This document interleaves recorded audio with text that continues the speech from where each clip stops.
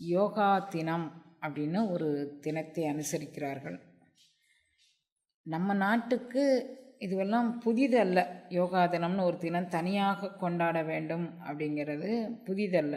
ஏன்னு கேட்டிங்கன்னா, அப்பா தினம், அம்மா தினம், தாத்தா தினம், ஆச்சி தினம் இதெல்லாம் நம்ம குடும்பத்தோடு வாழ்வியல் சார்ந்து இது பின்னி பிணைந்த ஒரு நிகழ்வு நமக்கெல்லாம். குழந்தை பிறந்து ஒரு 3 வயதில் அந்த குழந்தையை தனித்து வளரும்படியான ஒரு சூழ்நிலைக்கு உருவாக்கி விட்டு, அந்த குழந்தைகளை ஏதோ ஒரு தினத்தன்னைக்கு போய் இது அம்மா தினம்னு சொல்லி அவங்களுக்கு ஏதோ மனதிற்கு விருப்பப்பட்டதை வாங்கி கொடுக்குற ஒரு கலாச்சாரம் உள்ள நாட்டில் அம்மா தினம், அப்பா தினம் அதெல்லாம் கொண்டாட வேண்டியதான். நாம் வாழ்வியல் கலாச்சாரம், நம்ம வாழ்வியல் கலாச்சாரம் என்னென்னா, அன்னையும் பிதாவும் முன் அறி தெய்வம். என்னுடைய அறிவுக்கு தாய் தகப்பன் 2 பேரும் தான் எனக்கு அறிவித்த குருவே அப்படின்னு சொல்லி வள்ளல் பெருமானார் சொல்வார். தாயும் தந்தையும் எனக்கு குருவாக இருந்து அறிவித்தார்கள் அப்படின்னு. இப்போ நமக்கு இந்த அறிவித்த குரு தாயுமாக தந்தையுமாக அவன் இருக்கிறான். அப்படிங்கும்போது தனியாக தாயின்னு ஒன்றும் இல்லை. ஒரு தாய் அந்த காவிரிக்கு அக்கறையில் இருக்கிறா. இக்கரையில் நின்றுட்டு இவ தான் வேண்டிய கடவுளை, அதாவது திருச்சியில் ஜலகண்டேஸ்வரர் கோயில், அகிலாண்ட நாயகி திருக்கோயில், இது அந்த கோயில், அந்த திருச்சியில் உண்டான அந்த ஜலகண்டேஸ்வரர் கோயிலில் இவ தினப்படி வணங்கிக்கிட்டு வாரா.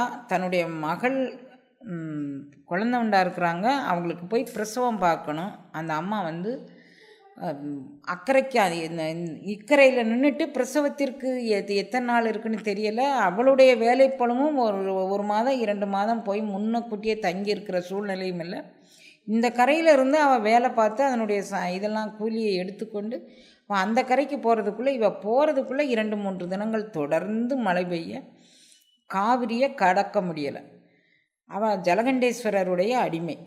அந்த அம்மா நினைக்கிறா, எனக்கு ஊனாய் உயிராய் என்னுள் கலந்த தேனே, எனக்குள்ள ஊனுமாக உயிருமாக என்னுள் கலந்திருக்கக்கூடிய எம்பெருமானே, நான் போய் என் பிள்ளைக்கு போய் பிரசவம் பார்க்கணுன்னு நான் விரும்புகிறேன். உன்னுடைய திருக்கருணை எவ்வாறு உள்ளதுன்னு எனக்கு தெரியலை. நான் உன்னுடைய அடிமை. நீ என்னை என்ன வேணால் செஞ்சுக்கோ. என் குழந்தைக்கு தாயுமாய் தந்தையுமாய் நின்று அருள்பாலின்னு இங்கேருந்து வேண்டுறாங்க. இந்த ஒன்றிய நிலைப்பாடு தான் யோகம் என்பது. அந்த அம்மா வேண்டும்போது பேரண்ட ஆற்றல் தன்னுடைய அனைத்து அணுக்களையும் குறுக்கி கொண்டு தாயும் மாணவனாக பிரசவம் பார்த்த வரலாறு தான் தாய்மானவருடைய வரலாறு. அவர் அங்கே தாய்மான சுவாமிகள் கோயில்னு அந்த திருச்சியில் ஒரு மலை மேல் கீழே பிள்ளையார் கோயில் இருக்குது. மலைக்கு மேலே தாய்மான சுவாமிகள் கோயில் இருக்குது. அவர் தாயும் மாணவராக ஆனதுனால தாயுமானவர்னு பேர். எல்லா உயிருக்கும் தந்தையாக நிற்கக்கூடியவன் தாயும் ஆவான் அப்படின்னு. இப்போ இன்றைக்கு நமக்கு ஒரு யோகா அப்படிங்கிறது ஒரு உடற்பயிற்சி சார்ந்த ஒரு விளக்கமாக நமக்கு பயன்பாட்டிற்கு தெரிகிறார்களே தவிர, அது உடற்பயிற்சியோடு சேர்ந்ததல்ல. அது உள்ள பயிற்சிக்கும் பிராணன் என்ற அகண்ட வியாபக ஆற்றலை தனக்குள் கொண்டு வருவதற்குமான ஒரு பயிற்சி அப்படிங்கிறத நாளைய யோகா தினம் மூலமாக உலகத்திற்கு பறைசாற்றும் நாளாக அவங்க வச்சுருக்குறாங்க.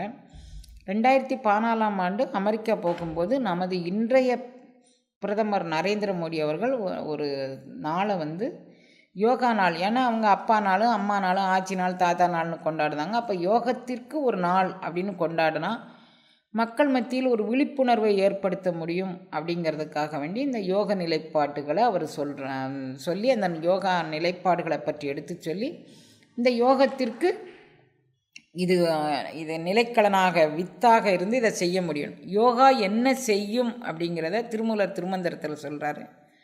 ஆணுக்கும் பெண்ணுக்கும் நாசி வலது கலையில் ஓடும்போது ஆண் பெண் இருவரும் கலந்தால் அந்த கலப்பின் மூலமாக ஆண் குழந்தை பெற்றுக்கொள்ளலாம் அப்படிங்கிறார்.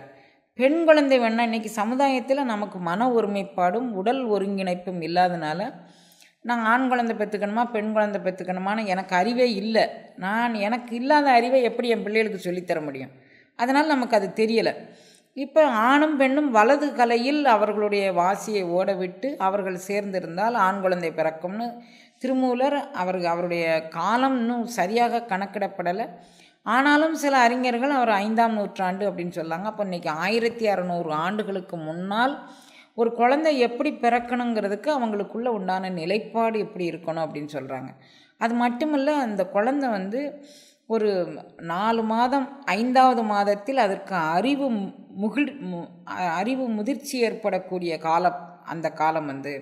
அப்போ அந்த குழந்தைங்க வந்து ஒரு ஓங்கக்கூடிய பிரணவத்துணியவோ அல்லது அவர்கள் விருப்பமான கணக்குகளையோ அவர்களுடைய மன ஒருமைப்பாட்டின் மூலமாக போட்டு பார்த்தா அந்த குழந்தையினுடைய அறிவு வளர்ச்சி மிக நுட்பமாக இருக்கும்னு சொல்கிறாங்க. இப்போ குழந்தை உண்டா இருக்கக்கூடியவங்க இந்த ஓங்கக்கூடிய பிரணவத்தை கேட்டால் அது மிக மகோன்னதமான நிலை.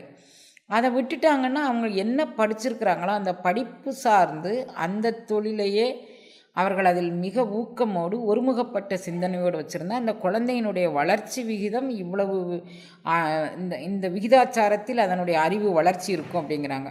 இப்போ நம்ம எல்லாருக்கும் மூளை இறைவன் கொடுத்துருக்குறான், அறிவு கொடுத்துருக்குறான்.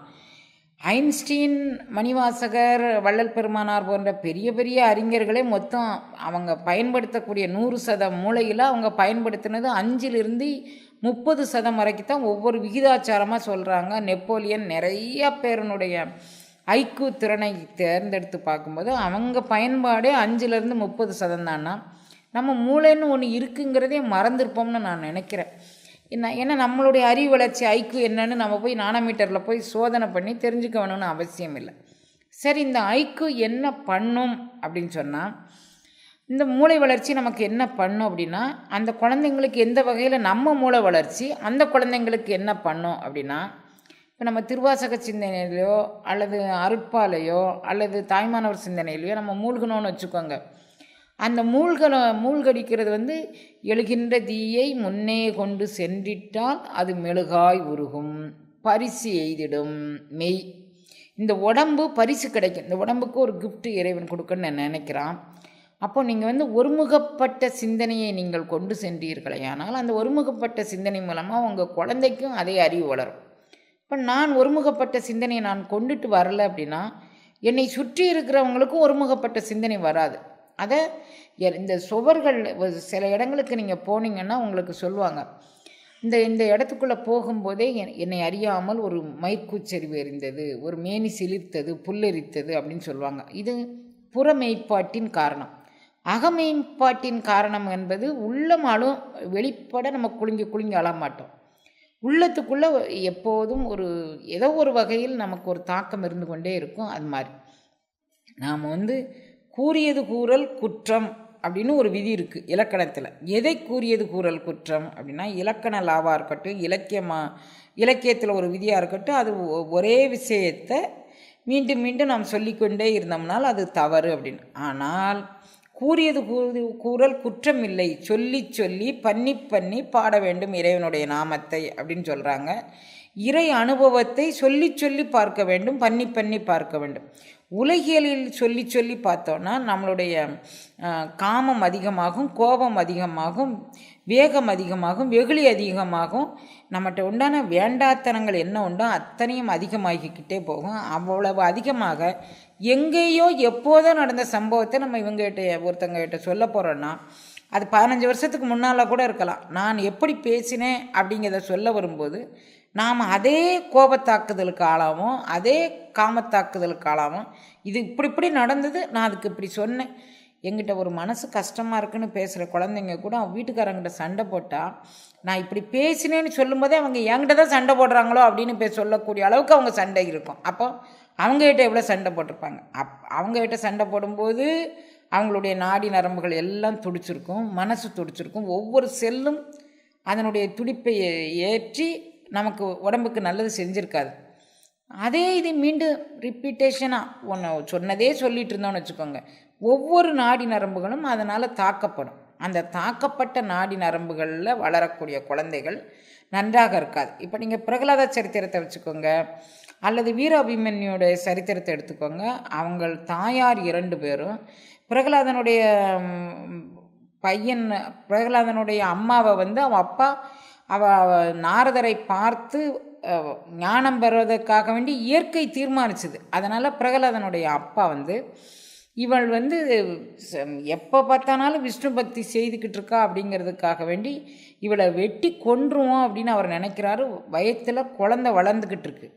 அப்போ நாரதர் அங்கேருந்து வந்தவர் சிசுவதைங்கிறது பிரம்மகத்தி தோஷங்கக்கூடிய பெரிய தோஷத்தை உண்டு பண்ணும். அதனால் நீங்கள் அதை செய்யாதீங்க, வேணால் அந்த குழந்தைய நீங்கள் கொண்டுட்டு போய் ஏதாவது ஒரு ரிஷி ஆசிரமத்தில் கொண்டு விட்டுருங்கன்னு சொல்லுவாங்க. நான் அதை செய்யவே மாட்டேன்னு சொல்லிகிட்டு இருப்பாங்க. ஒரு மாயா காரியம் பண்ணி இவர் வந்து ஒரு மகரிஷியோட ஆசிரமத்தில் கொண்டு இவளை விட்டுட்டு இவருக்கு ஞானோபதேசம். அந்த மகரிஷியும் இவரும் சம்பாசிக்கிறார்கள். பேரண்ட நாயகன் எல்லாம் வல்லவன். அவன் யார் நினைக்கிறாங்களோ நினைக்கிறவர்கள் மனதில் ஒருமைப்பாடாக நினைக்கிறவங்க மனதில். இதில் பிரகலாத சரித்திரத்தில் என்ன ஒரு காட்சியை நமக்கு கம்பராமாயணம் எடுத்து சொல்லுதுன்னா, கம்பராமாயணம் ஸ்ரீரங்கத்தில் அரங்கேறியது. அங்கே நரசிம்ம மண்டபம் கம்பராமாயணம் அரங்கேறிய மண்டபம், கம்பராமாயணம் அரங்கேறிய மண்டபம்னே ஒரு மண்டபம் இருக்குது.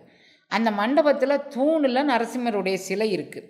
கம்பர் வந்து தனது ராமாயணத்தில் இந்த நரசிம்ம அவதார காட்சி வரணும்னு அவசியமே இல்லை.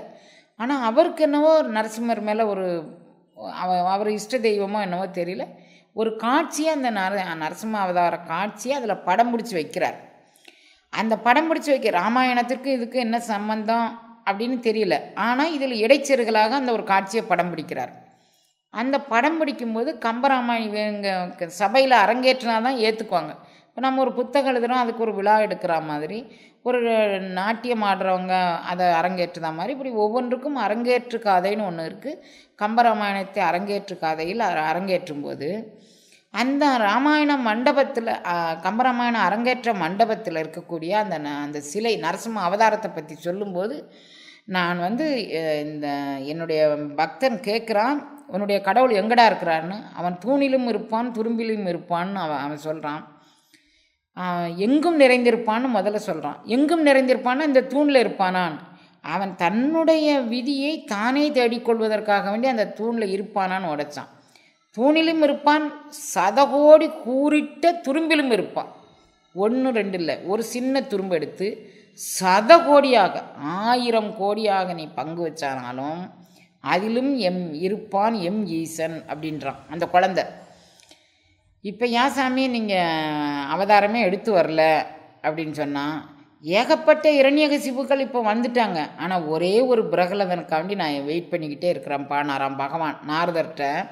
ஏன் சாமி அப்போல்லாம் நீங்கள் அவதாரம் எடுத்து வந்தீங்க, இவனுக்கு அவதாரம் எடுத்தீங்க, அவனுக்கு அவதாரம் எடுத்தீங்க, இவனுக்கு அவதாரம் எடுத்தீங்கன்னு சொல்கிறாங்கல்ல, எங்களுக்கு ஏன் இப்போ அவதாரம் எடுத்து வரமாட்டீங்கன்னா? இப்போ நீங்கள் எல்லோரும் இரண்யகசிப்பாக மாறிட்டீங்க. ஆனால் யாராவது ஒரு பிரகலதான் வருவானா, அவனுக்காக வேண்டி நான் சதகோடி கூறிட்ட தூணிலும் இருப்பேன்னு நான் பிரசன்னமாகணும்னு தான் விரும்புகிறேன். உங்கள் முன்னால் காட்சி கொடுக்கணுன்னு தான் விரும்புகிறேன். ஒரு பிரகலாதன் கூட இல்லையப்பா அப்படின்னு சொன்னாராம். அப்போ அந்த கம்பராமாயணம் அரங்கேற்று காதை நடக்கும்போது இந்த பிரகலாத சரித்திரம் வரும்போது அந்த சீய முக சிங்கம் அப்படியே குலுங்கி சிரிச்சு தான் தன்னுடைய பக்தன் பெருமையை ராமாயணத்தில் எழுதியிருக்கணும்னு அந்த சிலை சிரித்ததாக கூறி அதுக்கு மேலே ஒரு போர்டே வச்சுருக்குறாங்க. இப்போ போய் பார்த்தானாலும் நம்ம அந்த போர்டை போய் பார்க்கலாம். அப்போ பக்தனுடைய நிலைப்பாட்டிற்காக வேண்டி அதில் இன்னொரு ஒரு கருத்து, எங்கே போனாலும் கருடாழ்வார் எல்லாரும் கருடாழ்வாருக்கு ஆசீர்வாதம் பண்ணுதாங்க. மகாவிஷ்ணு வந்து கருடாழ்வாருக்கு உனக்கு என்ன வேணுமோ கேளுங்கிறார். எனக்கு எதுவுமே தேவையில்லை, நான் வந்து மனம் ஒன்றி உடல் ஒன்றி உயிரொன்றி இறைவனை நேசித்து கொண்டே இருக்க வேண்டும். எனக்கு வேறு இறைவன்கிட்டேருந்து வாங்குற மாதிரி ஒன்றும் இல்லை. நான் இறைவன்கிட்ட என்னை சமர்ப்பிக்க வேண்டும், இறைவன்கிட்ட என்னை கொடுத்துட்டு நான் அவனை பெற்றுக்கொள்ள வேண்டும். வேறு எனக்கும் அவனுக்கும் பிஸ்னஸ் எதுவும் கிடையாது. நான் இதை கொடுக்குறேன், நீங்கள் இதை தா அப்படின்னு கேட்குற மாதிரி அப்படின்னு சொல்கிறார். அப்போ உனக்கு எதுவுமே தேவையில்லையா? எனக்கு எதுவும் தேவையில்லை. அப்போ நீ எனக்கு ஒரு வரந்தா, என்ன வரம் தரணும்னு சொல்லுங்கள், எனக்கு முடிஞ்சாது நான் செய்கிறேன். எனக்கு வாகனமாக நீ இருந்து கொள்ள வேண்டும். நான் என்னுடைய பக்தர்கள் எப்போதெல்லாம் கஷ்டப்படுறாங்களோ அவங்க கஷ்டப்பட்டு என்னை அழைக்கும்போது நான் ஓடி வர வேண்டும் அப்படின்னு சொல்கிறார். உடனே நான் வாகனமாக இருக்கிறேன் அப்படின்னு சொல்கிறார்.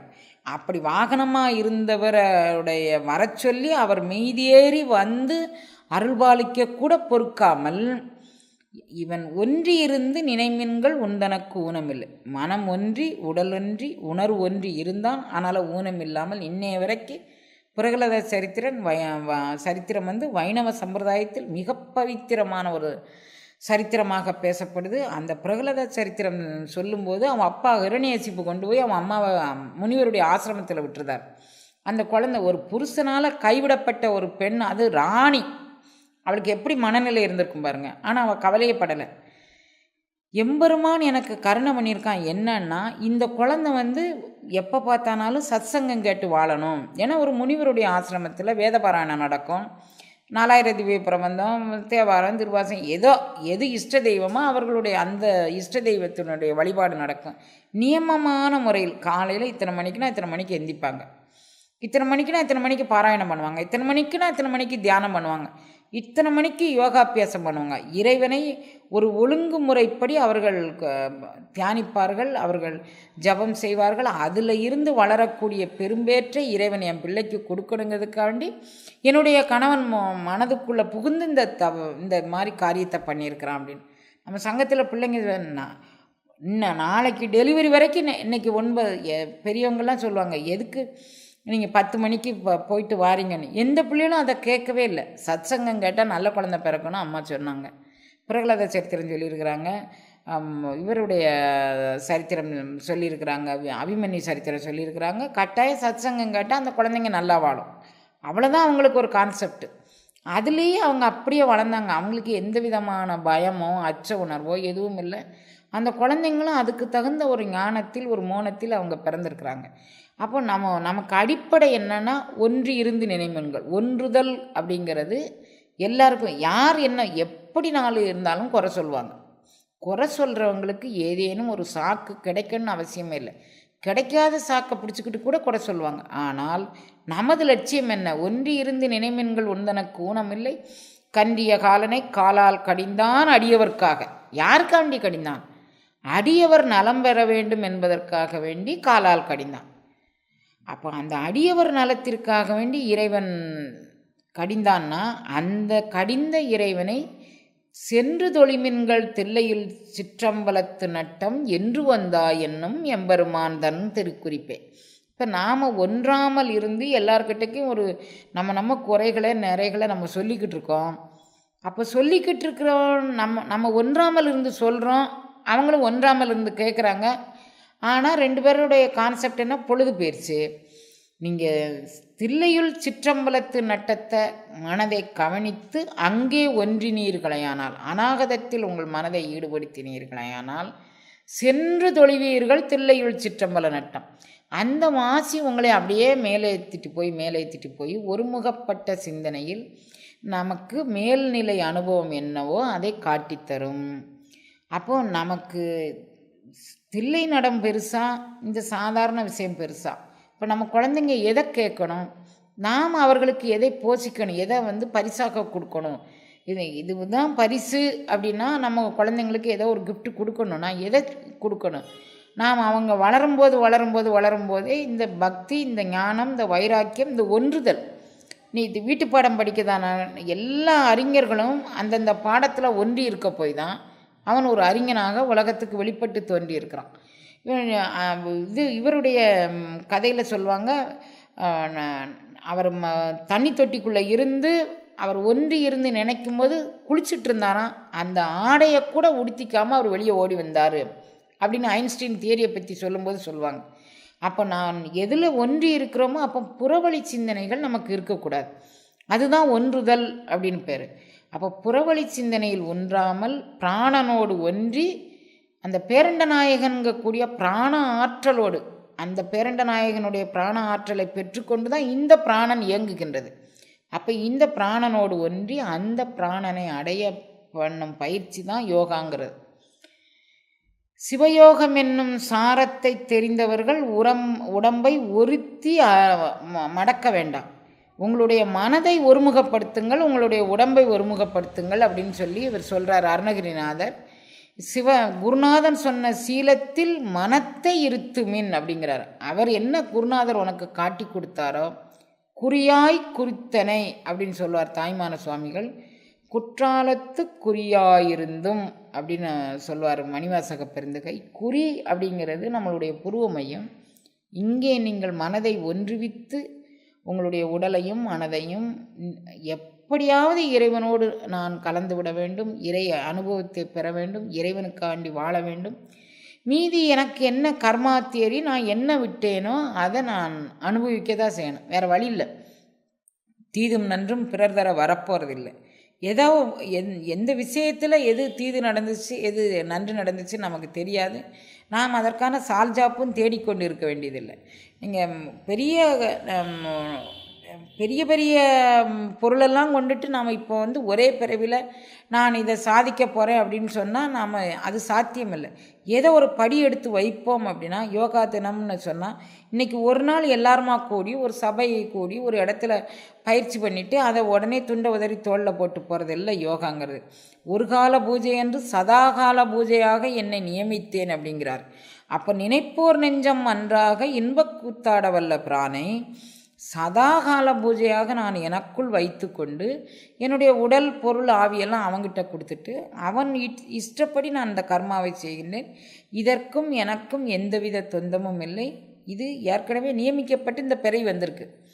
அடுத்த பிறவிக்கான காரியங்களை தான் இப்போ நம்ம செஞ்சுக்கிட்டு இருக்கோம். நாம் இப்போ செய்யக்கூடிய செயல்கள், சிந்திக்கக்கூடிய சிந்தனை, நமக்கு வரக்கூடிய லாப நட்ட கணக்குகள் எல்லாம் கடந்த பிறவியோடு உடையது. அது இந்த பிறவியில் ஒரே நேரத்துக்கு வரக்கூடியது அல்ல. இப்போ ஏற்கனவே நான் உங்களுக்கு பலமுறை இந்த கதைகள்லாம் சொன்ன கதை தான். இன்றைக்கி மாலை நேரத்துலேருந்து எனக்கு சாதாரணமாக ஒரு உலகத்தில் ஒரு 4-5 அடியவர்கள் நம்ம சங்கத்து அன்பர்கள் இருந்தாங்க. எனக்கு ஒரு ஃபோன் கால் வந்துச்சு. ஒரு 60 வயது ஒரு பெரியவர், நான் திருமணம் பண்ணிக்கணும் அப்படின்னு கேட்குறாரு. இதுக்கு மத்தியில் தேவாரம் திருவாசகம் இதெல்லாம் ரொம்ப நியமான அவன் படிக்கிறேமான்னு வேறு சொல்கிறாரு. எந்த அளவுக்கு அவர் படித்தார்னு எனக்கு தெரியல. எனக்கு உடனே நகுசன்னு ஒரு அடியவர் கதை நினைவுக்கு வந்துச்சு. அதாவது தேவாரம் படிச்சிருந்தா அந்த தேவாரமோ திருவாசகமோ நமக்கு என்ன செய்யும் அப்படிங்கிறத நம்ம திருவாசக சிந்தனையில் நிறைய பாடல்களை மேற்கோள் காட்டியிருக்கிறோம். அந்த நிறைய பாடல்கள் மூலமாக நம்ம தெரிஞ்சுக்கிட்டது என்ன அப்படின்னா, நம்ம உண்மையிலே திருவாசகத்தை உள்வாங்கியிருந்தால் கயல்மாண்ட கண்ணிதன் பங்கன் என்னை கலந்த ஆண்டலுமே. என்னை எது கலக்கக்கூடாது? உலகியல் சிந்தனை கலக்கக்கூடாது, பேராசை கலக்கக்கூடாது, காமம் கலக்கக்கூடாது, கோபம் கலக்கக்கூடாது. யார் கலக்க வேண்டும்? கயல்மாண்ட கண்ணிதன் பங்கன் என்னை கலக்க வேண்டும். அப்படி கலந்தா நெஞ்சில் வஞ்சங்கட பெயராது நின்ற பெருங்கரணி. அவன் நெஞ்சில் உள்ள வஞ்சத்தை எல்லாம் அழித்து விட்டு அவன் பெயராமல் நிற்பான். அப்போது நம்ம திருவாசகம் படிச்சிருந்தாங்கன்னா அதை செஞ்சுருக்கோம். நமக்கு உரிய வயது என்ன, உரிய சிந்தனை என்ன அப்படின்னு தெரிஞ்சிருக்கும். நகுசன் அப்படின்னு ஒரு மன்னன். இவருடைய கதை மகாபாரதத்திலையும் வருது, ராமாயணத்திலும் வருது. இவங்க காலம் கடந்து வாழ்ந்திருப்பார்கள், அல்லது நமக்கு வழிகாட்டியாக இவர்களுடைய நியமங்கள் நமக்கு இருக்கும். நமக்கு தெரிஞ்சுக்கணுங்கிறதுக்காண்டி நம்ம முன்னோர்கள் ஒரு கதை வடிவத்தில் இதை சொல்லியிருக்கலாம். நம்ம அதை பற்றி ஆராய்ச்சி பண்ண வேண்டாம். ஆனால் மகாபாரத ராமாயண கதைகளில் இந்த நகுசனுடைய வரலாறு எப்படி வருது அப்படின்னா, நகுசன் அரச பரிபாலனம் செய்யும்போது மிக தீர்மானமாக இருந்தான். நான் யாரையும் ஏறிட்டு பார்க்குறதில்ல, பெண்கள் வழி சேர மாட்டேன், வேகம் கெடுத்தாண்ட வேந்தன் அடி வெல்க. வேகம் எனது உடல் வேகமாக இருக்கட்டும், மன வேகமாக இருக்கட்டும், உணர்ச்சி சிதறர்களுடைய வேகமாக இருக்கட்டும், அதை கெடுத்து ஆளும் வேந்தனை நான் சேர்ந்து விட்டேன்னு அவர் மனசுக்குள்ளே நினச்சிட்டார். மனசுக்குள்ளே நினச்சாரை தவிர அதை அந்த எண்ணம் எண்ணியாங்க இதுவர் எண்ணியர் திண்ணியராக பெறின் அப்படின்னு சொல்லி ஒரு திருக்குறள் இருக்குது. எண்ணம் வலிமையாக இருந்தால் நான் இதை சிந்திக்கவே மாட்டேன்னா அந்த சிந்தனை நம்மளை ஒட்டாது. கொஞ்ச நாள் அதை நம்மளோட தொடர்படுத்தி பார்க்கும். ராமகிருஷ்ண பரமஹம்சர் ஒரு கதை சொல்லுவார். நான் இந்த ஒரு நாயை ரொம்ப அன்பாக வளர்த்தேன். அந்த நாய்க்கு ரொட்டி துண்டு எல்லாம் போட்டு அதை நான் வெளியே போகும்போது அந்த நாய் என் பின்னாலே வரும். நான் வீட்டுக்குள்ளே வரும்போது அந்த நாய் என்னோடய வரும். நான் என்ன சாப்பிட்றேனோ அதெல்லாம் அந்த நாய்க்கு கொடுத்தேன். அதை அன்பாக வளர்த்தேன். ஒரு நாள் பந்தமும் பாசமும் பரிவுடன் போக்கணும், அப்போ தான் பேரண்ட நாயகனை அடைய முடியும் அப்படின்னு எனக்கு ஒரு ஞான உதயமாச்சு. அப்போ இந்த நாய் எல்லாத்தையும் விட்டுட்டு ஒரு இடத்துக்கு வந்திருக்கோம். இந்த நாய் என்னத்துக்கு பந்த பாசம், இதையும் உதறி தள்ளுவான். நான் போயிட்டேன்னா இந்த நாய்க்கு யார் சாப்பாடு கொடுப்பான், இந்த நாயை யார் பார்த்துக்குவா அப்படிங்கக்கூடிய சிந்தனை இவருக்கு மிஞ்சிச்சு. இப்போ நாம் தனியாக ஒரு இடத்துல உட்காந்துருக்குறோம், இந்த நாயை பராமரிக்கிறதுக்கு ஆள் இல்லை. அதனால் இந்த நாயை நான் எங்கேயாவது கொண்டு விட்டுருந்தேன்னா, தொலைவில் கொண்டு விட்டுட்டு இருந்தாலும் அந்த நாய் திரும்ப வந்துட்டு, அப்படி தொலைவில் கொண்டு விட்டுறாங்க. திரும்ப அந்த நாய் வந்துகிட்டே இருக்குது.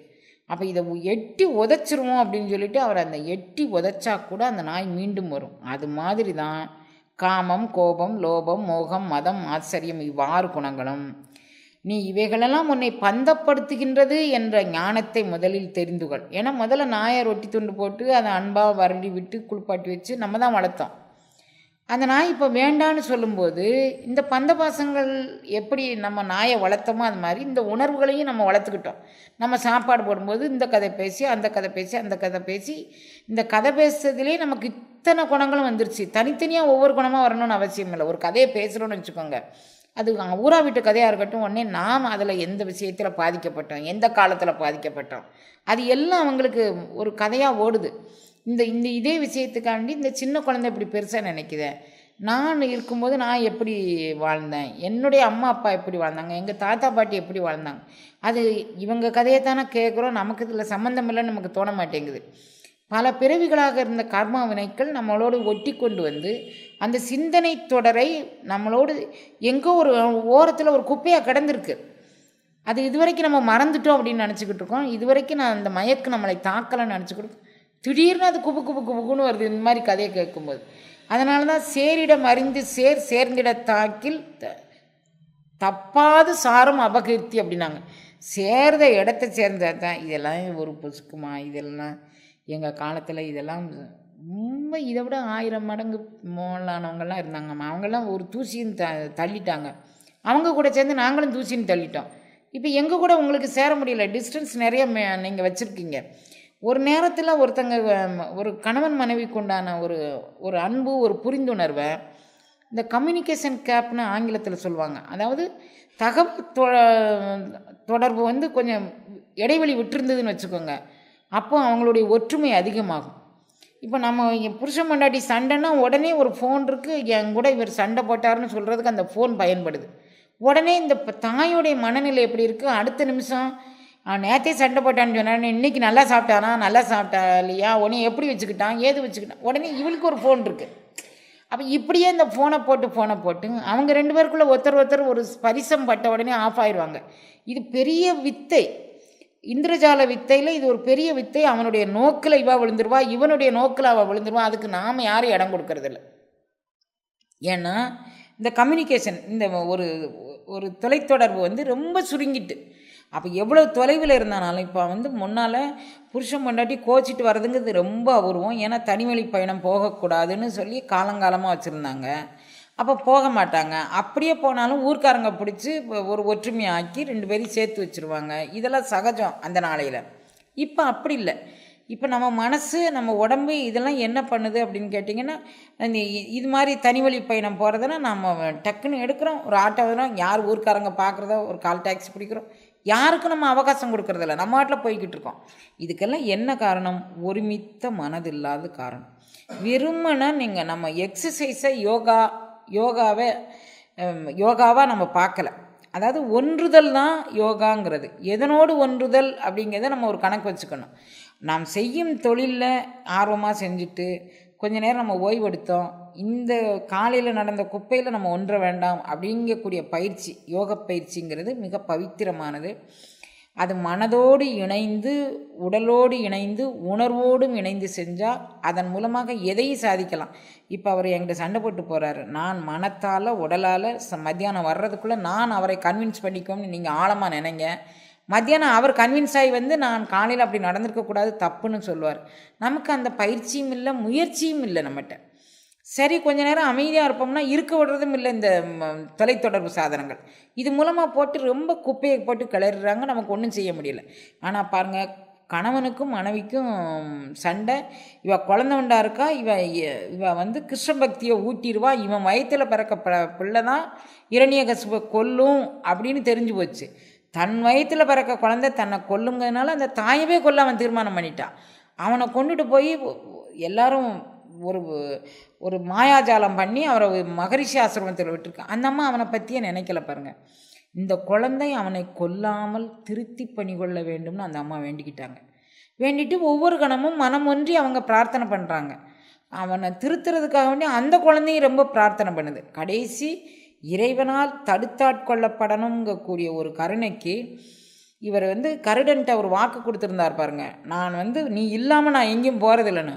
அதையும் மீறி ஒரு தூணிலையும் இருந்து புறப்பட்டு வரக்கூடிய அளவிற்கு இந்த ஒருமுகப்பட்ட சிந்தனை, அந்த குழந்தையோட சிந்தனை பேரண்ட நாயகனை இழுத்துட்டு வருதுன்னா, அப்போ அந்த ஒருமுகப்படுதலில் எவ்வளவு ரகசியம் இருக்குன்னு பாருங்கள். இதுதான் யோகம்ங்கிறது. யோகம்னா தனியாக எங்கேயோ ஒன்று இல்லை. அப்போ ஒருமுகப்படாமல் ஒருமுகப்பட்டதாக நாம் பாவித்து கொண்டால் என்ன நடக்கும்? இது ஒருமுகப்பட்டதுனால நடந்தது. ஒருமுகப்பட்டதாக பாவித்து கொண்டால், நான் தேவாரத்துக்கு போகிறேன், திருவாசகத்துக்கு போகிறேன், நான் அங்கே போகிறேன், இங்கே போகிறேன், எனக்கு வந்து ஒரு ஒரு துணைக்கு ஒரு ஆள் வேணும். அது அந்த அந்த துணை என்னன்னா, தாய் தகப்பனுக்கு திதி கொடுக்கணுங்கிற ஒரு காரணம் கேட்டு அவர் சொல்கிறார். வேறு சகோதரர்களுக்கான 3 பேர் இருக்காங்க. திதி கொடுத்து தாயை முன்னேற்ற ஒரு கரையேற்றணுன்னா அந்த 3 சகோதரர்கள் கொடுத்து திதி கொடுத்தா கரையேறி இருக்கும். அது காரணம் இல்லை. ஏற்கனவே ஒன்று கல்யாணம் பண்ணி அந்த கல்யாணம் மூலமாக மனைவி விட்டுட்டு போயிருக்கிறான். அப்போ மனைவி கல்யாணம் பண்ணி விட்டுட்டு போயிட்டா, திதி கொடுக்கணுங்கிறது ஒரு காரணம் அல்ல. அப்போ எனக்கு சபலம் இருக்குது, அதனால் நான் கல்யாணம் பண்ணிக்கிறேன்னா அது வேறு வழி இல்லை. ஆனால் நான் தேவாரத்துக்கு போய் திருவாசகத்துக்கு போய் அதுக்கு ஒரு துணை தேடிக்கிறேன்னா, இது எப்படி இருக்குது அப்படின்னா, நகுஷன் அப்படிங்கக்கூடிய ஒரு மன்னன் தான் எல்லாவற்றையும் ஜெயித்து விட்டதாக அவன் ஒரு பாவனை பண்ணிக்கிட்டான். மனைவியை பார்க்க மாட்டான், வேறு ஆடல் பாடல் அரங்கு எதுவும் வைக்க மாட்டான். அவனுடைய மனம் முழுவதும் நான் வந்து இறைவனையே நாடிக்கொண்டு இருக்கிறேன், இறை பக்தியிலே இருக்கிறேன். ஆனால் இது மாதிரி நினைக்கிறவங்களுக்கு திருமூலர் ஒரு பாடம் சொல்கிறாரு, வேட்கை ஒளிந்த இடம் வேதாந்தம். வேதாந்தம்ங்கிறது நான் எல்லா பக்கமும் பரம்பொருளை பார்க்கிறேன். இந்த நகுஷன் அப்படி தான் சொன்னார், நான் பார்க்க இடமெல்லாம் பரம்பொருளை பார்க்குறேன் அப்படின்னு சொன்னார். அதனால் எனக்கு யாரும் இது மனைவி தான் வேணும், இது மகன் தான் வேணும், இது மகள் தான் வேணும் அப்படின்னு இல்லை. எல்லாம் எனக்கு பரம்பொருள். அதனால் எனக்கு திருமணம் பண்ணி மனைவியோடு வாழ்க்கை நடத்துவது இயலாது, நான் பரம்பொருளாக எல்லாரையும் பார்க்குறேன் அப்படின்னு.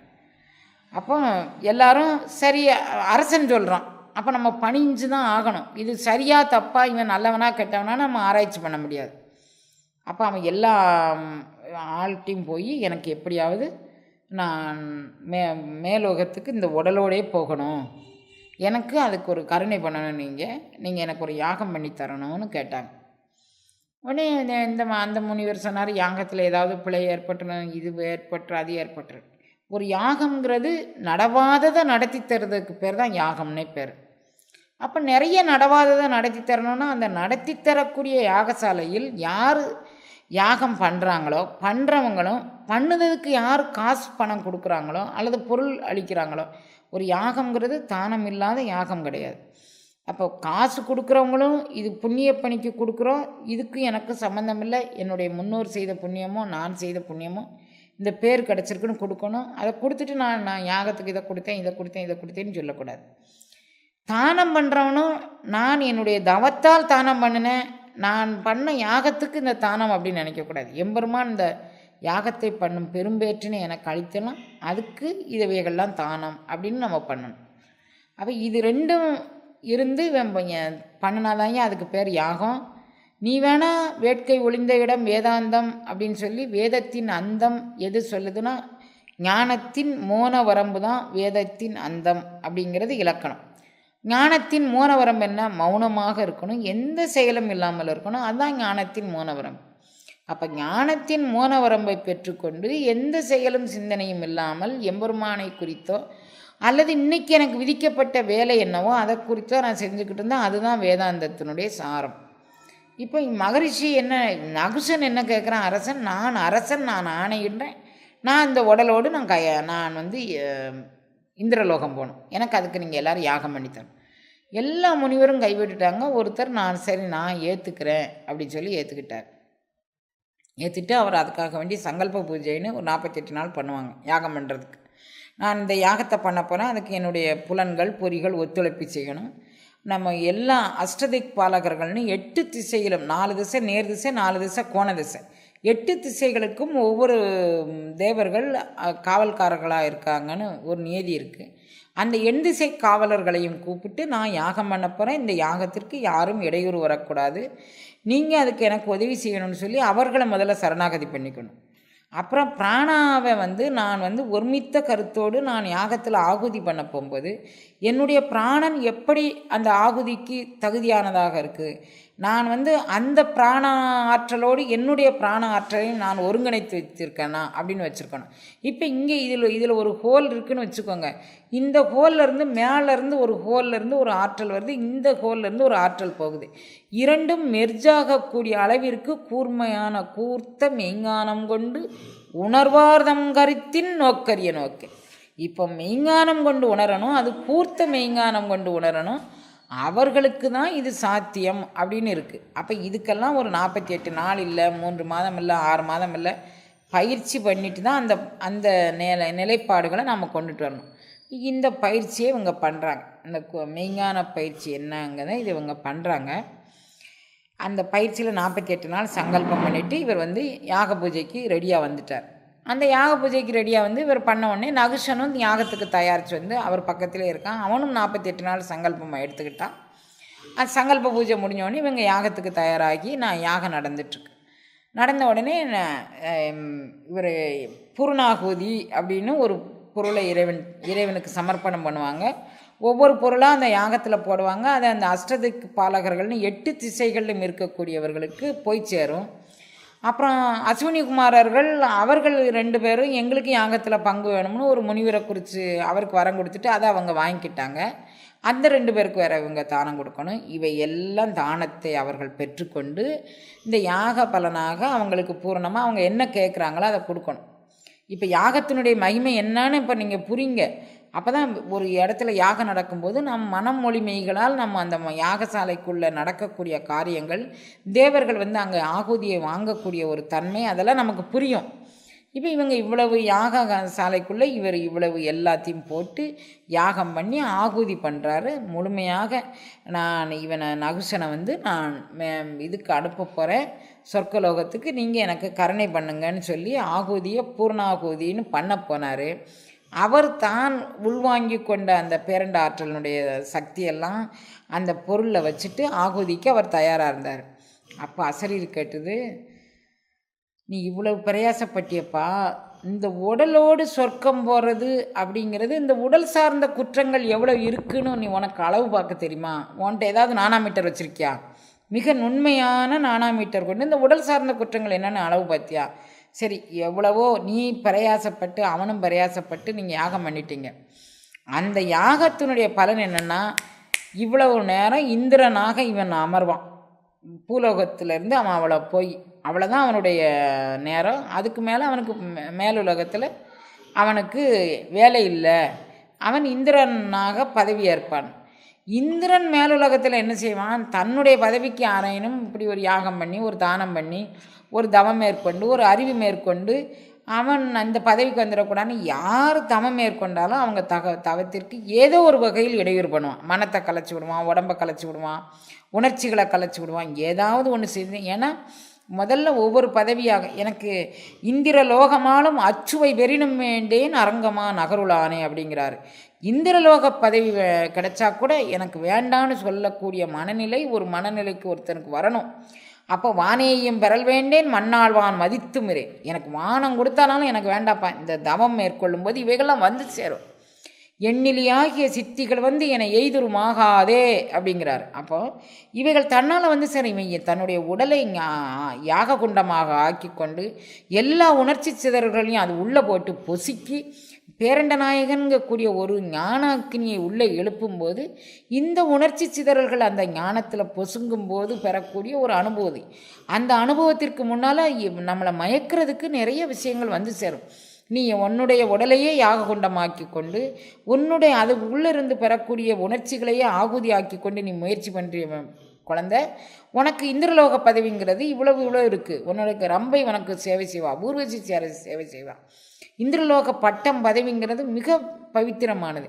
நீ ஒரு வீடு கட்டுறதுக்கு தலைவுப்புற நிற்கியம் அவனே, உனக்கு அங்கே எத்தனை வீடு வேணாலும் அங்கே இருக்குது. அது அலங்காரமான வீடுகள், அலங்கார வளைவுகள், அலங்காரமான லைட்டுகள் எல்லாம் பொருந்தியது இருக்குது. அதெல்லாம் நான் உனக்கு தரேன், நீ இதை விட்டுரு அப்படின்னு சொல்லுறதுக்கு ஆள் இருக்குது. ஆனால் வானேயும் பெறல் வேண்டேன் மண்ணாழ்வான் மதித்து மிரேன். அப்போ தேனேயும் மலர்கொன்றை சிவபெருமானே, அந்த சிவனுடைய கடல் அனுபவம் எனக்குள் புகுந்து என்னை உருக்க வேண்டும், பணிகொள்ள வேண்டும். இதுதான் நான் வேண்டுறது.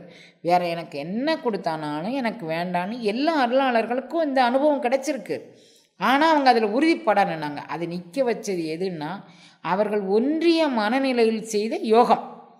அப்போ அந்த யோகத்தினுடைய தகுதி அவர்களுக்கு இறைவனே முன்னால் நின்று நீ இந்திரலோகம் வச்சுக்கோப்பா, இதை வச்சுக்கோப்பா, அதை வச்சுக்கோப்பா, எனக்கு வேண்டாம், நீ தான் வேணும், ஒன்றை தவிர எனக்கு வேறு எதுவுமே வேண்டாம் அப்படி கேட்கக்கூடிய மனப்பக்குவத்தை தரணும்னா அதற்கான ஒரு பரீட்சை நம்ம உடம்புக்குள்ளேயும் மனதுக்குள்ளேயும் உணர்வுக்குள்ளேயும் நடந்தால் தான் அது நடக்கும். அந்த மாதிரி நகுஷனுக்கு எந்த இதுவும் இல்லை. அவன் கண்ணை கட்டிக்கிட்டு நான் பெண்ணை பார்க்க மாட்டேன், அரசனை பார்க்க மாட்டேன், இதை பார்க்க மாட்டேன், அதை பார்க்க மாட்டேன் அப்படின்றது. சரி, அவன் கண்ணை கட்டிக்கிட்டு இருந்ததுனால அப்படி இருந்தது. நான் கண்ணை ஒழிச்சிக்கிட்டு நான் இது எந்த எக்ஸ்டென்ஷன் வரைக்கும் போவோம் நான் பார்க்கட்டுமா அப்படின்னா அதுவும் நம்ம வீழ்த்தும். நம்ம இந்த ஞான பூஜையை நம்ம உடம்புக்குள்ளே நடத்தும்போது இதில் இந்த ஞான பூஜையை நடத்துறதுக்கு பரிமா அப்படின்னு ஒரு குதிரையை சொல்கிறாரு. இந்த பரிமாங்கக்கூடிய குதிரை மேலேருந்து அவர் சொல்கிறாரு, இந்த உடலாகிய ஒரு யாக குண்டத்தை சொல்லும்போது சொல்கிறாரு, இது மிக பவித்திரமான யாக குண்டம். இதுக்குள்ளே பஞ்சாயக்காரர் 5 உள்ளர். 5 பேர் பஞ்சாயத்து பண்ணிகிட்ருப்பான். இவன் ஒன்றே மேலே ஏறி ஜெயிக்க விட மாட்டான். நீங்கள் நல்லா கவனம் வச்சுக்கோங்க. பஞ்சாயக்காரர் 5 உள்ளர். அதை அந்த பஞ்சாயக்காரர் 5 ஜெயிச்சு நீ ஞானமா ஏறும் ஐயர் அந்த வாசி குதிரைக்கு மேலே அந்த புல் அப்படின்னு ஒரு நிலைப்பாட்டை சொல்கிறாரு, கலிமா அப்படின்னு ஒரு நிலைப்பாட்டை சொல்கிறாரு, பரி அப்படின்னு ஒரு நிலைப்பாட்டை சொல்கிறாரு. எல்லாம் திருமந்திரத்தில் உள்ள நிலைப்பாடுகள். இது என்னென்ன விஷயங்களை கீழ் நோக்கி தள்ளும், எதை பொசுக்கும், எந்த காமத்தை எந்த உணர்ச்சியை பொசுக்கும் அப்படின்னு இதுக்கு ஒரு நியமப்பாடு சொல்கிறாரு. அப்போ இந்த கலிமா மேலே ஏறி நான் உன்னை அடையணும்னா அதுக்கு எனக்கு நீ என்ன கருணை தரணும் அப்படிங்கிறத நம்ம கேட்காம நான் உயிரோடு கைலாசம் போவேனா, நான் உடலோடு கைலாசம் போவேனான்னு நான் கைலாசம் போகாமல் இருக்கேன், நீ தான் வேணும்னு கேட்குற நான் இந்த எல்லைக்கு போவேன் அந்த எல்லைக்கு போவேன். எந்த எல்லைக்கு நம்மளால் போக முடியாது. நாம் ஒரு சாதாரண கடையனாயினும் நம்ம இந்த எல்லை வரைக்கும் போய் பார்ப்போன்னா இறைவன் அவன் பிடிச்சிருக்கிற புடியை விட்டுட்டான்னு வச்சுக்கோங்க, நம்ம எந்த எல்லையில் போய் முட்டிக்குவோம்னு நமக்கு தெரியாது. அப்போ எந்த எல்லைக்கு நான் போக முடியாதுக்கன்னா எனக்கு என் நிலைப்பாடு என்னன்னு தெரியும். அலுமினியம் டப்பாவை கொண்டுட்டு போய் நம்ம தங்க கடையில் போய் இதுக்கு எனக்கு வாசி பார்த்து தான்னு சொன்னோன்னா நம்மளை மெண்டல்னு சொல்லி பிடிச்சி சொல்லிடுவாங்க. நமக்கு தெரியும் நம்ம உடல்நிலை என்ன, மனநிலை என்ன, நாம் எதை ஜெயிச்சிருக்கணும் எதை ஜெயிக்க மாட்டோம். இது எந்த எல்லை வரைக்கும் போகுது பார்ப்போம் அப்படின்னா அந்த எல்லையில் போய் நீ உன்னைய குப்புற பிடிச்சி தள்ளுனேன்னா நீ மீண்டு வர முடியுமா? நம்மளால் மீண்டு வர முடியாது. அப்போ நம்ம செய்ய வேண்டியது என்ன? இந்த புல்லோ கரிமாவோ களிமாவோ பரியோ எதாக இருக்கட்டும் அது நீயாக இந்த அழுகுனி சித்தர் பாடலில் எனக்கு நான் ரொம்ப ரசிக்கிறது, மாமன் மகளும் நீயாகில் மச்சினியும் நீயாகில் காமக்கணை என்னை கனலாக தகிக்கும் போது பெண்ணே நீ எனக்கு அவ்வளவாக ஏண்டுக்கிட்டேன்னா நான் யாரையும் போய் சரணடைய வேண்டியது இல்லையே. என்னுடைய தலைவா நீயே எனக்கு என்னவாக நான் இருந்தானாலும் எனக்கு இவைகள்லாம் என்னை சீரழிக்கும்னு எனக்கு தெரியும். அதனால் நான் கஞ்சா குடித்து நான் தன்னை மறந்துட்டு நான் எல்லாம் ஜெயிச்சேன்னு சொல்ல விரும்பலை. நான் கஞ்சாவும் குடிக்காமல் நான் என்னை ஜெயிக்காமலும் இருந்து வாழ்கிற வாழ்க்கை பொய்மான வாழ்க்கை.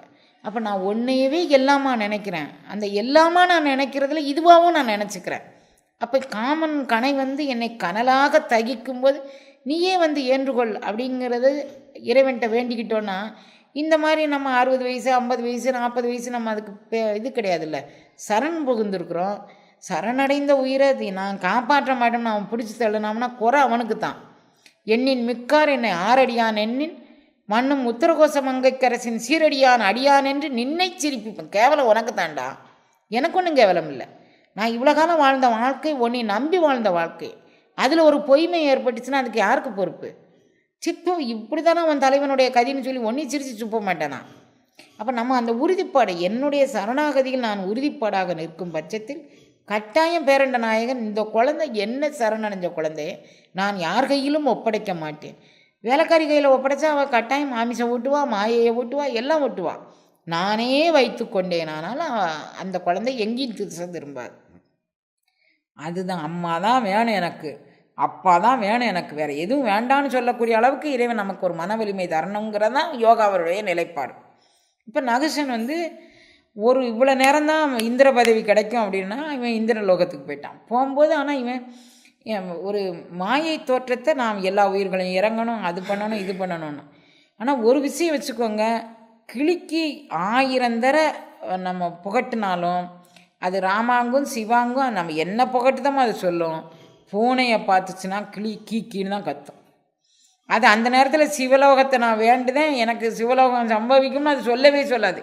இப்போ மேல் பூசப்பட்ட அந்த மெக்கானிக்கல் டிவைஸ் இருக்க, மேல் பூச்சாக நம்ம மேலே கவுத்தி வைக்கப்பட்டது இருக்க, அது ஒருபோதும் நம்மை காப்பாற்றாது. நாம் உள்வாங்கி கொண்டு நம்மளுடைய உணர்வோடும் உடலோடும் ஊனோடும் உள்வாங்கி கொண்ட அந்த பேரண்ட நாயகன் அப்படி ஒரு கலப்பு இருந்தால், அந்த ஊன் கலப்பில் அவன் கலந்திருந்தால், உயிர்கலப்பில் கலந்திருந்தால், ஞானக்கலப்பில் அவன் கலந்திருந்தால், எது வந்தானாலும் அச்சமில்லை, அச்சமில்லை, அச்சம் என்பதில்லையே. எதை பார்த்து நம்ம அச்சப்பட வேண்டிய தேவையில்லை. நமக்கு எம்பெருமான் துணை இருக்கிறாங்க கூடிய ஞானத்தில் நம்ம போயிட்டே இருக்கலாம். இப்போ நகுஷன் இங்கேருந்து போகும்போதெல்லாம் நினச்சான், உடலோடு கைலாசம் போகிறது அவ்வளோ கஷ்டமாக, நமக்கு இதனாலும் தெரியாது போச்சே. இத்தனை முனிவர்களையும் வருத்தி எடுத்து அவங்க தவத்தெல்லாம் உள்ளே செலுத்தி, சரி என்ன பாவம் செஞ்சிட்டோம், என்ன பாவம் இது இவன் மேல் சுமத்தி கொண்ட நான் எல்லாம் வேண்டான்னு இருக்கிறவன், நான் இறக்கப்படணும், உயிர் இறக்க பண்பு வரணும், அது வரணும், இது வரணும், நம்ம மேலே சுமத்திக்கிட்டு இருக்கக்கூடியது டக்குன்னு நம்மளுடைய ஒரிஜினல் குவாலிட்டியை வெளியே கொண்டாந்து தள்ளிடும். அது இயல்பாகவே நம்ம பண்படுத்தப்பட்ட மனதாக இருந்தால், பண்படுத்தப்பட்ட உடலாக இருந்தால் நம்ம யார்ட்டையும் கோவப்பட்டிருக்க மாட்டோம். நாம் இப்போ இந்த சங்கத்தை சார்ந்து இருக்கிறோம், நமக்கு சில குவாலிட்டி இருக்கணும் அப்படின்னு நம்ம நினச்சிக்கிட்டு, ஆனால் உண்மையிலே அதுக்கான பயிற்சி செய்யலை, ஒரு சகிப்புத்தன்மை நம்ம கொண்டுட்டு வரல. இவங்க நம்ம முன்னாலே ஒரு தப்பு நடக்கு, கொஞ்சம் பொறுமையாக இருப்போம். இந்த தப்பு நடக்கு தெரியுது, இறைவன்கிட்ட வேண்டிக்கும். இந்த குழந்தைங்களை திட்டுறதுனால பிரச்சனை கிடையாது, அதுக்கு தீர்வு இல்லை. இன்னும் கொஞ்சம் பொறுமையாக இருப்போம், இன்னும் கொஞ்சம் பொறுமையாக இருப்போம். அப்படி மாதிரி நம்ம அந்த பொறுமையை உடலுக்குள்ளே ஏற்றிக்கிட்டே வந்திருந்தோம்னா பொறுமையை காத்திருப்போம். பொறுமை மாதிரி நடிச்சுக்கிட்டு இருந்தோம்னா டக்குன்னு நமக்கு கோவம் வந்துடும். எப்போ இது என்ன, அப்போ பக்கத்தில் இருக்கிறவங்க என்ன பெரிய ஆள் மாதிரி பேசிக்கிட்டு இருந்தால் இப்போ டக்குன்னு இப்படி கோவம், இதுதானே இவன் வண்டவலாம் அப்படின்னு நினைப்பாங்க. அப்போ நம்ம இவன் இயல்பாகவே நான் எல்லாத்தையும் ஜெயிச்சிட்டேன் மனதுக்குள்ளே ஏற்றி வச்சுக்கிட்டே வந்ததுனால இப்போ இவன் எனக்கு நினப்பு வந்துருச்சு, நான் உண்மையிலே நான் பெரிய ஆள், அப்போ நான் இப்படி மாதிரி இருக்கணும், அப்படி இருக்கணும் அவன் நினச்சிக்கிட்டான். கொஞ்ச நேரம் கழிச்சது அவன் மேலுலகத்துக்கு போகிறதுக்கு, இவனை தூக்கிட்டு போகிறதுக்கு, பல்லக்கு தூக்குறதுக்கு யார் வராங்க, சப்தரிஷிகள்னு 7 பேர் இருக்கிறாங்க. அந்த 7 பேரும் வராங்க இவனை தூக்கிட்டு போகிறதுக்கு. பார்த்தா ரொம்ப வந்துட்டான், உடல் வந்துட்டான். அட பகவானே, இந்த பாவம் வேறு நமக்கு சேரும்பளுக்கு சப்தரிஷிகள் இத்தனை பேர் வராங்களே, இது எப்படி இவங்களை நம்ம அவங்க தூக்கி சுமக்க நாம் இது போகவா அப்படின்னு சொல்லி எனக்கு ரொம்ப கஷ்டமாக இருக்குது. முனிவர்களே என்னை மன்னிச்சுக்கோங்க, நீங்கள் தூக்கி சுமக்காக்கல வந்துட்டேன், நான் நடந்தே வரேன், தயவுசெய்து என்னை விட்டுருங்க. இல்லைப்பா, நாங்கள் ஏதோ ஒரு வினைப்பகுதி பாக்கி இருக்குது, அதை அனுபவிச்சு கழிக்கிறதுக்கு உன்னை தூக்கி சுமக்கிறோம். நீ எங்கள் பேரில் ஒன்றும் கருணை பண்ண வேண்டாம், எங்கள் மேலே எம்பெருமான் கருணை பண்ணி எங்களை இதை தூக்க வேண்டான்னு சொல்லியிருக்கணும். எங்களுடைய வினை ஏதோ ஒன்று பாக்கி இருக்குது, அவர் எங்களை தூக்க வச்சுருக்கிறார். அதனால் நீங்கள் ஒன்றும் கவலைப்பட வேண்டாம், நீ வண்டியில் ஏறி, நீ பல்லக்கில் ஏறி நாங்கள் தூக்கிட்டு போகிறோம். ஐயோ, இன்னும் எவ்வளோ தூரம் இருக்குது, நீங்கள் நான் எப்போ இந்திரலோகம் போக, இன்னும் எவ்வளோ தூரம் இருக்குது, எப்போ நான் இந்திரலோகம் போக, இப்படியே கேட்டுக்கிட்டே வரான். அவனுக்கு உண்மையிலேயே சப்தரிஷிகள் தூக்குறது கஷ்டமாக தான் இருக்குது. அவன் அப்படியே மனசால் அப்படியே கேட்டுக்கிட்டே வந்தான். கொஞ்ச நேரம் கழித்த உடனே அதோ தெரியுது பாருங்கள் இந்திரலோகம். அதில் இந்திராணி அந்த வரவேற்பு மண்டபத்தில் உங்களை வரவேற்கிறதுக்கு தலை தெரியுது பாருங்கள். எட்டி பார்த்தான். இவன் இது வரைக்கும் அரச சபையில் நிறைய பெண்கள், அழகான பெண்கள் தான் இருந்திருப்பாங்க. இவன் அதெல்லாம் பார்த்துருக்கான். அதை தாண்டி இந்திராணி அப்படி ஏறிட்டு பார்த்த உடனே இவனுக்கு மனநிலை சிதைஞ்சு போச்சு. முனிவர்களை சீக்கிரமாக போங்க, இந்திரலோகம் வந்துட்டு, சீக்கிரம் போங்கன்னா அது அகஸ்தியரை பார்த்த உடனே சர்ப் அப்படின்னா சமஸ்கிருதத்தில் சீக்கிரம் அப்படின்னு அர்த்தம். சர்ப்பம் விரைந்து போகும் அப்படிங்கிறதுனால சர்ப்புன்னு. அவன் என்ன பண்ணான், அந்த இதில் இருந்துட்டு கால்ட்டு எத்துனான் முனிவரை. அகஸ்தியர் குள்ளமாக இருக்கார், ஏனைய ஒரு 6 பேரும் நல்லா ஹைட்டாக இருக்கிறாங்க, அவங்க காலை எட்டி வைக்கிறாங்க, இவர் குள்ளமாக வைக்கிறார். ஒருத்தர் எட்டி வச்சு ஒருத்தர் குள்ளமாக வச்சா உள்ளே இருக்கிறவங்களுக்கு இடிக்கும். இந்த வில்வண்டியில் பயணம் பண்ணது உங்களுக்கு தெரியும். இந்த உள்ள வண்டிக்குள்ளே இருந்தால் எப்படி இடிக்கும் அப்படின்னு. உங்களுக்கெல்லாம் வில்வண்டி ஸ்டோரூமில் வச்சு தான் காமிக்கணும், உங்களுக்கு தெரியாத. நாங்கள்லாம் அந்த அனுபவத்தை பட்டிருக்கோம், அதனால் எங்களுக்கு தெரியும். இதில் வந்து இப்படி அவன் இடித்த உடனே நிமிர்ந்து பார்த்தான். என்னடான்னா, இந்திராணி என்னை வரவேற்க காத்திருக்கா, அவளுடைய அழகு வந்து என்னை ரொம்ப மயக்குது, சீக்கிரம் போங்க அப்படின்னா. அட நாய, சர்ப்பமாக நீ பிறக்க, சர்ப்புனா என்னை சொல்ல, நீ சர்ப்பமாக போடணும். இந்திரலோகம் வந்தாச்சு, 3 நிமிஷம் ஆயிடுச்சு, இவன் சர்ப்பமாக பிறந்துட்டான். காரணம் என்ன? நாம் வந்து வேட்கை ஒளிந்த இடம் வேதாந்தம். வேட்கை ஒளியலை, அது வந்து இவன் அதை பற்றி இவன் செல்ஃப் அனலைஸும் பண்ணிக்கலை. நாம் அதை வேட்கையை ஒழிக்க முடியாது. ஒவ்வொரு கணமும் விடிய காலம் எந்திரிச்சிருந்து நின்றாலும் இருந்தாலும் கிடந்தாலும் அழுதாலும் தொழுதாலும் என்னுடைய ஞானம் உன்னை நோக்கியதாக இருக்கக்கூடாது, எங்கேயும் நோக்கியதாக இருக்கணும், எங்கேயும் மனம் சிதறக்கூடாது. நான் கல்வியில் கேள்வியில் ஞானத்தில் என்னை விட பெரியவங்க நிறைய இருக்கிறாங்க, அழகில் அந்தஸ்தில் பவித்திரத்தில் என்னை விட பெரியவங்க நிறையா இருக்கிறாங்க. ஒரு மனிதன், சுவாமி விவேகானந்தர் ஒருமுகப்பட்ட சிந்தனைங்கிறதுக்கு இந்த கருத்தை அடிக்கடி நினச்சி பார்ப்பேன். என்னுடைய வாழ்க்கையில் நான் நிறையா பரமஹம்சர் குடும்பத்தில் உள்ள அருளாளர்கள் அத்தனை பேரையும் உள்வாங்கியிருக்கிறேன். அவர் இப்போ சுவாமி விவேகானந்தர் சிகாகோ மீட்டிங்கில் பேசுகிறார். நீ என்ன செய்கிற அப்படின்னு ஒருத்தன் வந்து என்கிட்ட கேட்கும்போது, நான் என் மனதில் இதை நினைத்தேன்னு சொல்லி வெட்ட வெளிச்சமாக சொல்லக்கூடிய அளவுக்கு அந்த மனிதனுடைய மனம் தூய்மையானதாக பவித்திரமானதாக இருக்கணும். நான் உள்ளே என்ன நினச்சேன், நான் அடுத்தவன் பொண்டாட்டியை நினச்சேனா, அடுத்தவன் புருஷனை நினச்சேனா, அல்லது அடுத்தவன் சொத்துக்கு ஆசைப்பட்டேனா, அல்லது நான் என்ன சித்த விகார கலக்கத்தில் நான் என்ன நினைனாங்கிறத மூடி மறைச்சிக்கிட்டு நான் பேசக்கூடாது. அப்போ அந்த அளவிற்கு என்னுடைய மனம் ஒருமைப்பட்டு இருக்க வேண்டும். நான் என்னுடைய கூறிய பார்வை அந்த விஞ்ஞானம் கொண்டு உணரும் உணர்வை நோக்கி இருக்க வேண்டும். அதுதான் ஒருவனுக்கு ஞான தெளிவு அப்படின்னு பேசுகிறாரு சிகாகோ மீட்டிங்கில். அப்போ நம்ம எல்லாரும் அந்த மாதிரி ஒரு மன ஒப்புதலுக்கு வரணும். அப்படின்னா இந்த நகுசன் மாதிரி நம்ம ஒரு 3 நொடிக்காக வேண்டி இவ்வளவு யாகமும் இவ்வளவு யோகமும் பண்ணிவிட்டு கடைசி மீண்டும் அரச பதவிக்குனாலும் வந்தானா அதுவும் இல்லை, சர்ப்பமாக போயிட்டார். இப்போ நாம் வந்து நம்மளுடைய பவித்திரம், நம்மளுடைய புனிதம் இதெல்லாம் பாதுகாக்கப்படணும்னா மனம் மெய் மொழிகளால் நாம் ஒன்றுபட்டு இருக்கணும். இறைவனை பற்றி சொல்லும்போது நெல்லிக்கனியை தேனை பாலை நிறையின் அமுதை அமுதின் தெளிவை புள்ளி புணர்வது என்று கொல்லோ என் பொல்லாமணியை புணர்ந்து அப்படிங்கிறார். அல்லிக்கமலத்து அவன் எப்படிப்பட்டவன்? அல்லிக்கமலத்து அயனுமாலும் அல்லாதவரும் அமரர் கோணும், இவங்களெல்லாம் சொல்லி பரவும் நாமத்தான். இவங்க சொல்லிக்கிட்டு தான் இருக்கிறாங்க, இன்னும் உணர்வுக்கு அவங்க கொண்டுட்டு வரல. ஏன்னா அவன் நெல்லிக்கனி. யார் வந்து உள்ளும் புறமும் ஒன்றாக சிந்திக்கிறார்களோ அவர்கள் சிந்தனை வயப்பட்டவன் அவன். அப்போ நம்ம உள்ளும் புறமும் ஒன்றாக சிந்திக்கக்கூடிய அளவுக்கு நான் என்ன நினைக்கிறேன், நான் எந்த பொருளை இச்சிக்கிறேன் அப்படின்னு நான் சொல்லக்கூடிய அளவுக்கு எனக்கு ஒரு ஞானம் இருக்கணும், அந்த தெளிவு எனக்கு இருக்கணும். அதுதான் உண்மையான தெளிவு அப்படின்னு சொல்கிறாரு. அப்போ நான் அதனால் எனக்கு இறைவன் வந்து எனக்கு எப்படி இருக்கிறான், தடக்கையில் நெல்லிக்கனி எனக்கு ஆயினன் போற்றி அப்படிங்கிறார். உள்ளங்கையில் எனக்கு நெல்லிக்கனி போல, தடக்கைனா உள்ளங்கை, அப்படி மாதிரி ஒரு மனப்பக்குவத்தை, அப்படி மாதிரி ஒரு உணர்வு பக்குவத்தை நமக்கு தரணுங்கிறதுக்காண்டி நம்ம இறைவனை சரண் பண்ணணுமே தவிர நான் அடைஞ்சிட்டேன்னு சொல்லி யாரும் வெற்றியாக சொல்வதற்கு இதில் எதுவுமே இல்லை. ஏன்னா நம்மளை விட பெரிய மெய்ஞானிகள், நம்மளை விட பயிற்சி முயற்சி உள்ளவர்கள் பிரம்மதண்டிகா யோகம்னு ஒரு யோகம், சுற்றியும் நெருப்பை பற்ற வச்சுக்கிட்டு உள்ளே நின்று ஒத்த காலில் மேல் நோக்கி நின்று தவம் பண்ணானாலும் பெற முடியாது. அப்படிப்பட்ட அருள் அனுபவம் இது. அந்த அருள் அனுபவத்தை நாம் சரணாகதி பண்ணி சுலபமாக பெற்றுக்கலாம், ஜீவகாருண்ய ஒழுக்கம் மூலமாக சுலபமாக பெற்றுக்கலாம். மன ஒருமைப்பாடு, சரணாகதி, ஜீவகாருண்ய ஒழுக்கம் இவைகள் இருந்தால், ஏன்னா எழுகின்ற தீயை முன்னே கொண்டு சென்றிட்டால் மெழுகாய் உருகும். உன் மனம் உருகணும், உன் உடல் உருகணும், உன் உயிர் உருகணும். இது கழுவுனேன், இது கழுவுனேன், சோத்து கழுவுனேன், கூழ் கழுவுனேன், கும்பி கழுவுனேன், எதுக்கெல்லாம் வாழ்நாள் முழுசு எத்தனையோ பிறவிகளை அழுது வந்துட்டோம். கூழுக்கு அழுவேனே கோத்தணிகை கோவே என் ஊழுக்கு அழுவேனும். நான் எதுக்கு தான் அழுவேன்னு எனக்கு சொல்ல முடியலையே கண்ணா.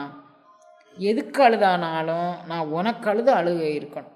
அந்த மாதிரி நம்ம இறைவன்கிட்ட வேண்டிக்கிட்டோன்னா இறைவன் நம்மளை நகுசன் மாதிரி 3 நொடிக்கோ 2 நொடிக்கோ காமிச்சு கொடுக்க மாட்டான். பிரிவிலாத அன்பை நமக்கு தருவான். குறைவிலா நிறைவாக, கோதிலா அமுதாக, ஈரிலா கொழுஞ்சுடர் குன்றாக, மறையுமாக மறையின் பொருளுமாக வந்து நம் மனத்திடை மன்னி நிற்பான்.